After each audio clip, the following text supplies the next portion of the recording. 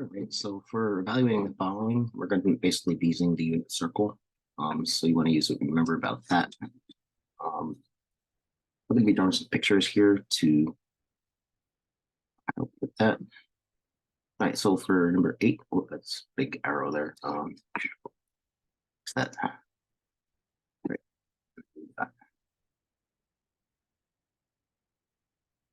Yeah, this guy, okay. So for 3/4, where'd that go?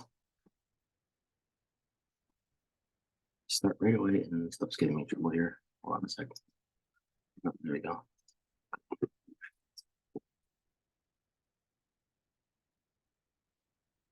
All right, so here's the axis.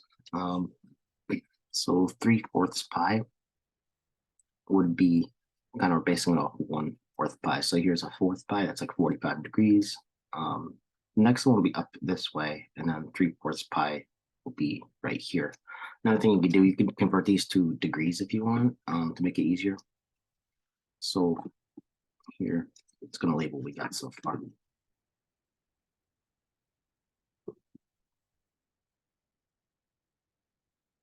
Right, so this is 1/4 pi, this is 2/4 pi, which is pi over 2. And then 3/4 pi. So we're looking for cosecant. So you kind of want to think about this as being, that's the reciprocal sine. So you're thinking about the sine of pi over 4. Okay, so these ones you kind of want to have memorized. So that's going to be root 2 over 2. Now remember, root 2 over 2 is really 1 over root 2. So if you make the reciprocal of that, then you're saying the cosecant of 3 pi over 4 is actually going to be root 2.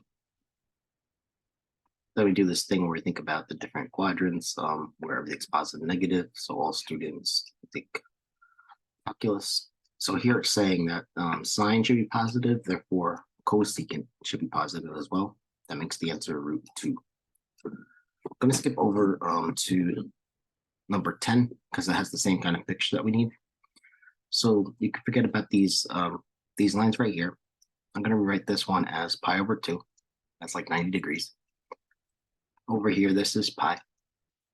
This is 3 pi over 2. And remember, secant is kind of like cosine. So we're looking at the cosine of 3 pi over 2, and then we're going to flip it around.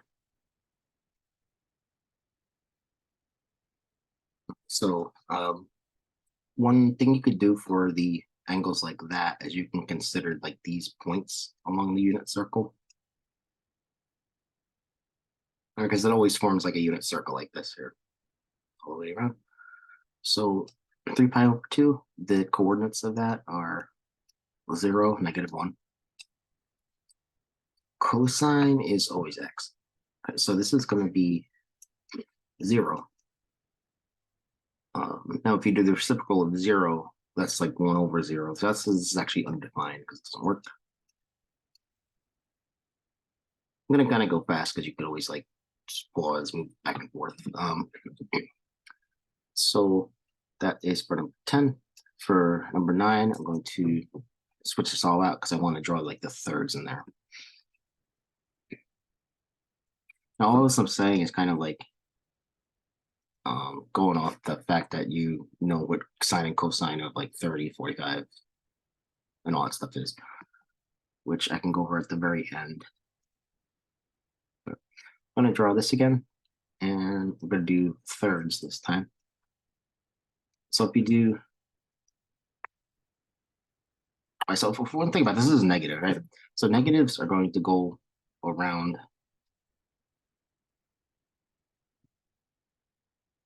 clockwise. So this thing right here is actually more than 2 pi. 6 pi over 3 would be 2 pi. So I'm going to count and I'm going to kind of draw where these things are. So this right here is like 60 degrees. Then we have another 60, like that, and another one, and another one. And you see a difference between that and the 45 that I was drawing before. Another one here. That's 6 around. And I'm going to go to a 7th around, which is here. So this thing, its reference angle is like, we're gonna say like this is like pi over 3. So you're gonna think about the tangent of pi over 3. Tangent of pi over 3 will be root 3. So here I'm using like reference angles, basically, which I could have done with the other ones as well. So this is like root 3, and we just have to figure out if it's positive or negative. So I'm gonna do this. All students take calculus. Here, down here, cosine is positive, so therefore tangent's negative. Okay, so we're gonna say this is negative root 3. Another thing you can do this for all three, is you can convert these to degrees if that's better. So to do that, it's always 180 in pi. I want to cancel out that pi. So I do this like here. Then I'm going to do a little cross cancellation. That goes in, that's 60. 6 times 7, that's 42, so it's negative 420. That means you're going around 360. So I can think about this as subtracting. That gives me with 60. But since I'm going around this way, I'm going all the way this way. 360 plus another 60. So then you could think about this as being just like tangent of 60, which is the same thing as tangent of pi over 3. It's root 3, and because of where it is, you want the negative. All right, moving on. Final 6 strip values for blah, blah, blah. So this one, I think a picture would help as well.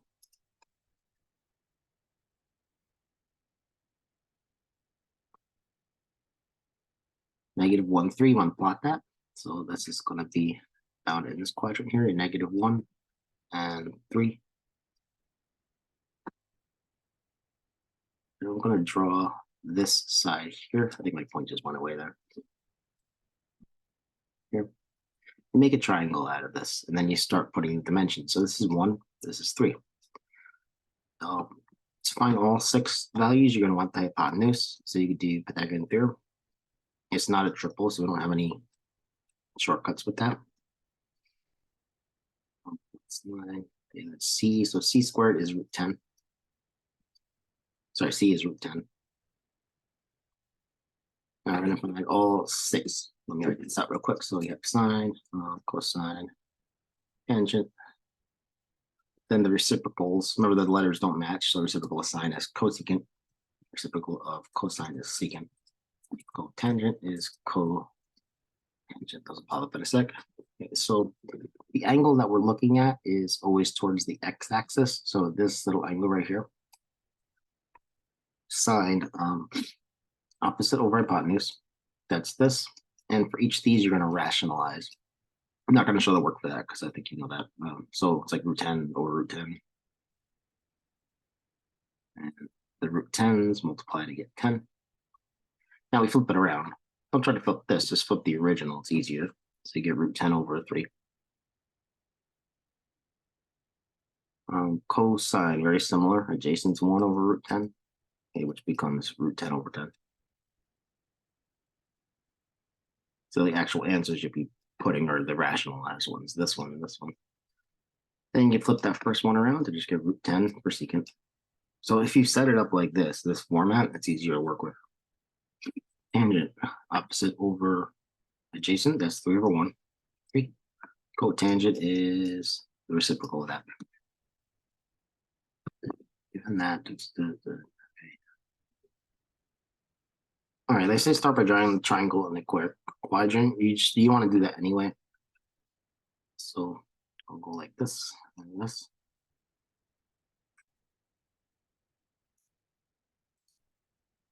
It's saying it's between 90 and 270. All right, so it's not in this part at all. So scratch that out.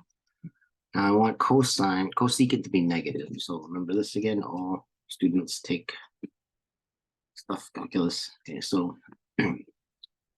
if cosecant is negative, then sine is negative. So sine's positive up here. This is not it either. It's not in here. It's got to be where sine is negative. So cosecant, let's define that. So that's gonna be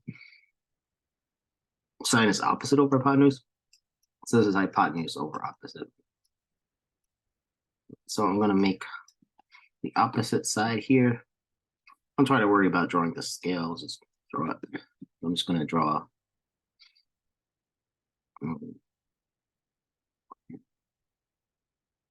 this. Okay, something like this. I'm trying somewhat to draw it to scale because it kind of helps visualize it. This hypotenuse is going to be 5.